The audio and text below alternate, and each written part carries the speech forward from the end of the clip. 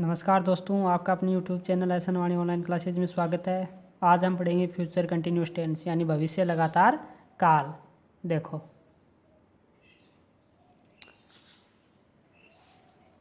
हिंदी वाक्यों की पहचान यानी हिंदी वाक्यों की क्या पहचान होती है इसकी?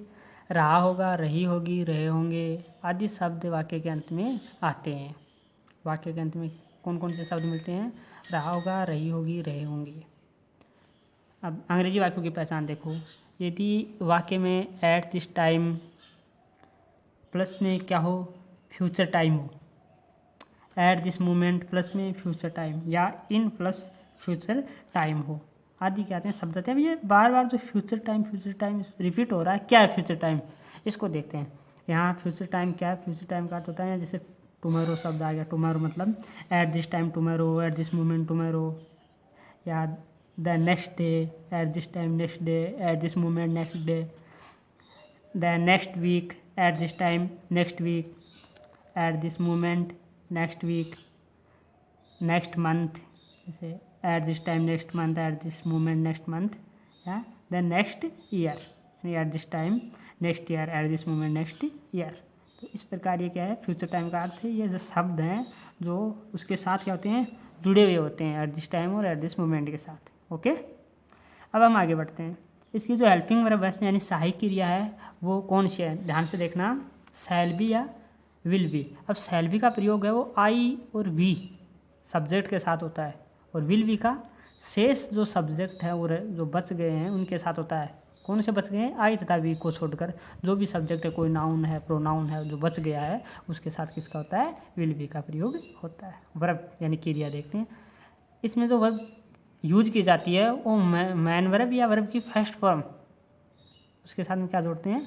आईएनजी लगाते हैं। प्लस में आईएनजी यानी मैन वर्ब या वर्ब की फर्स्ट फॉर्म, दोनों एक ही चीज़ है। जैसे मैन वर्ब बोल दो या वर्ब की फर्स्ट फॉर्म बोल दो, प्लस में आईएनजी यानी साथ में आईएनजी जुड़ा हुआ होता है। ये इसकी वर्ब यूज की जाती है इस टेंस में।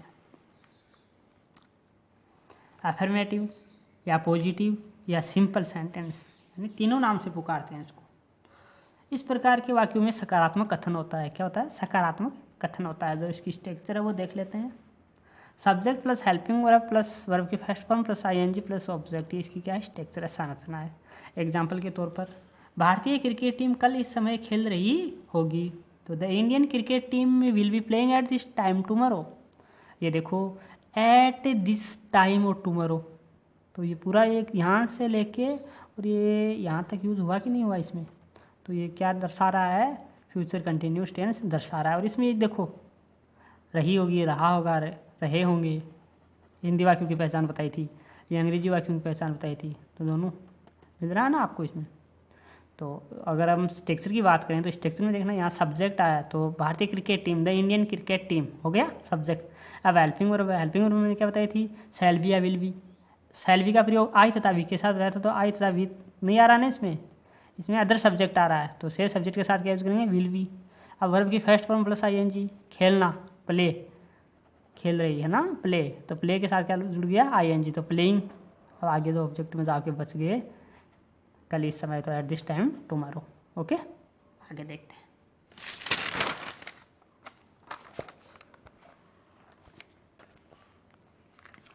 मैं अगले सप्ताह इस समय जयपुर जा रहा हूँ। I shall be going to Jaipur at this time next week, तो at this time next week आ गया ना। और आई है तो आई के साथ क्या यूज़ किया हमने? शैल बी यूज किया, और सेम है। नेगेटिव सेंटेंस, नकारात्मक वाक्य।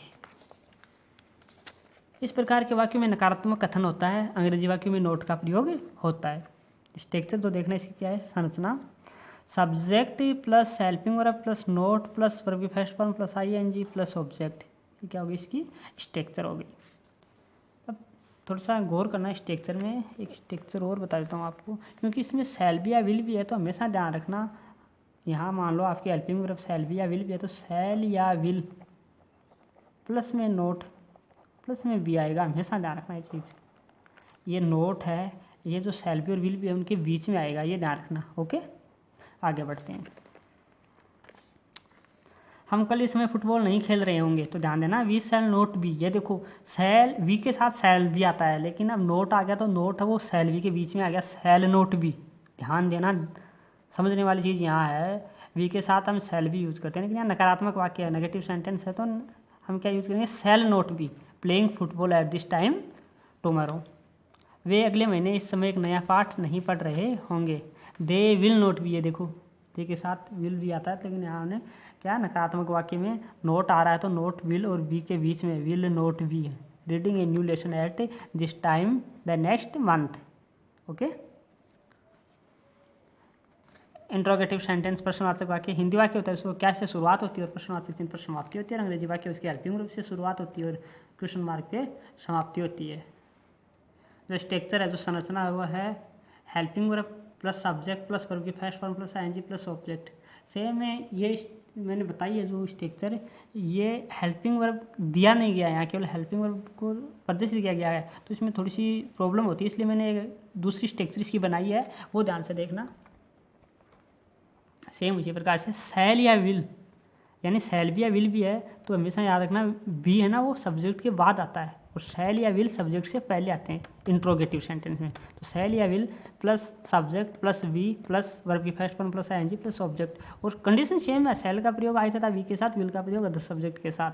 तो आगे देखते हैं इसके कुछ एग्जाम्पल है, क्या मैं कल इस समय आम खा रहा हूँ, तो शैल आई बी, देखो shall I be eating a mango at this time tomorrow, तो इसमें क्या है, ये बी है, ये सब्जेक्ट के बाद है।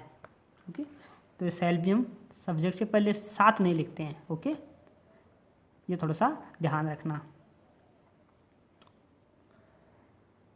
आगे बात करते हैं, क्या मोहित अगले सप्ताह इस समय सिनेमा जा रहा होगा, तो विल मोहित बी, ये देखो विल मोहित बी, मोहित के साथ विल का प्रयोग किया, क्योंकि आई और वी के साथ ही किसका यूज़ करते हैं, शैल का यूज़ करते हैं, तो मोहित के साथ विल का, we going to cinema at this time the next week.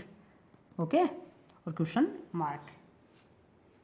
अब बात करेंगे हम नेगेटिव इंट्रोगेटिव यानी नकारात्मक प्रश्नवाचक की।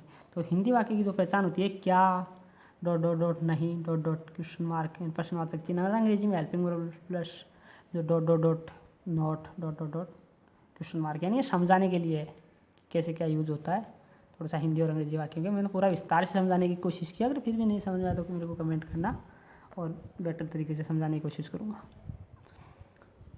शैल या will plus subject plus not plus be plus verb की first form plus ING plus object, यानी ध्यान देना, ये मैंने डायरेक्ट बना दिया, सेकंड स्टेप वाली जो आपकी स्ट्रक्चर वो बना दिया, शैल या will plus subject plus not plus be, क्योंकि ये वी है नोट के बाद आती है, और अगर नोट नहीं होता तो सब्जेक्ट के बाद आती, और वर्ब की first form plus ING plus object, यानी शैल या विल के साथ नहीं आती है वी। ये थोड़ा सा ध्यान रखना है एक तरह से, क्योंकि ये सम्मिलित रूप नहीं है, शैल भी विल भी साधारण वाक्य में तो साथ आ गई, लेकिन उसके बाद ये कहीं भी साथ नहीं आती, अकेले ये दोनों आते हैं। ओके, एग्जाम्पल, क्या हम कल इस समय विद्यालय नहीं जा रहे होंगे, तो shall we not be going to school at this time tomorrow. अगला देखते हैं एग्जाम्पल, क्या वह अगले साल इस समय जोधपुर में नहीं रह रहा होगा, तो will he not be living in Jodhpur eight this time the next year. Living यानी भी रहना होता है, स्टेइंग स्टे यानी भी ठहरना या रहना होता है, तो थोड़ा कन्फ्यूज होने की आवश्यकता नहीं। ओके, देखते हैं आगे।